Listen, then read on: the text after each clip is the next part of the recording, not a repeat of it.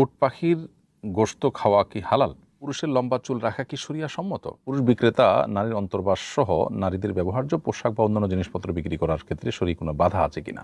সিজদা যাওয়ার সময় মাটিতে আগে হাঁটু নাকি হাত রাখতে হবে? তেজপাতা পুড়িয়ে তার ধোঁয়া গ্রহণ করা কি মাদক সেবনের মধ্যে পড়ে? হলো পুরুষের লম্বা চুল রাখা কি শরিয়া সম্মত?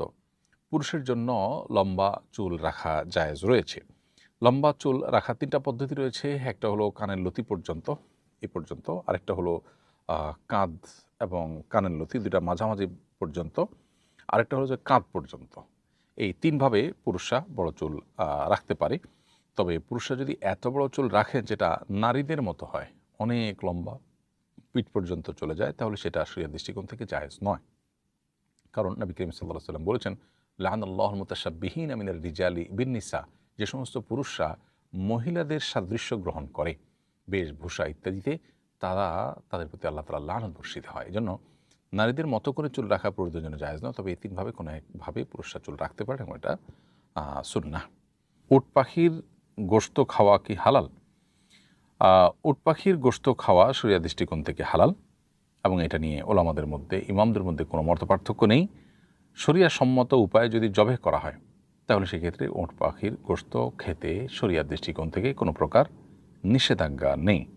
এরপরে প্রশ্ন হলো, তেজপাতা পুড়িয়ে তার ধোঁয়া গ্রহণ করা কি মাদক সেবনের মধ্যে পড়ে?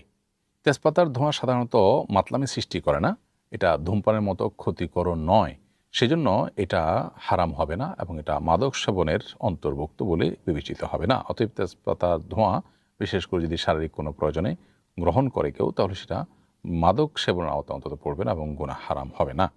এরপরে প্রশ্ন হলো, পুরুষ বিক্রেতা নারীর অন্তর্বাস সহ নারীদের ব্যবহার্য পোশাক বা অন্যান্য জিনিসপত্র বিক্রি করার ক্ষেত্রে শরীর কোনো বাধা আছে কিনা? উত্তর হলো না, এরকম কোনো বাধা নেই, বরং এসব পোশাক পুরুষরা বিক্রি করতে পারেন। শরীয়তের দৃষ্টিকোণ থেকে এটা নাজায়েজ কোনো কাজ নয়। সিজদা যাওয়ার সময় মাটিতে আগে হাঁটু নাকি হাত রাখতে হবে?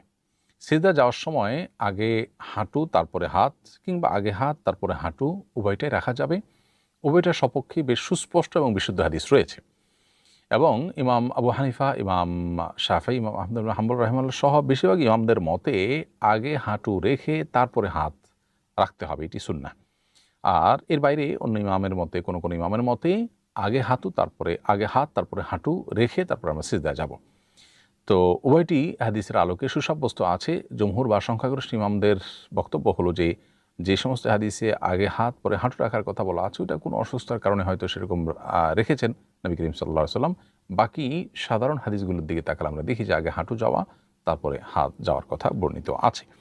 তো দুইটার যে কোনোটি আমল করলে ইনশাআল্লাহ সুন্নাহর উপর আমল হয়ে গেছে এটি বলা যাবে, যেহেতু দুইটার সপক্ষে সুস্পষ্ট এবং বিশুদ্ধ হাদিস রয়েছে।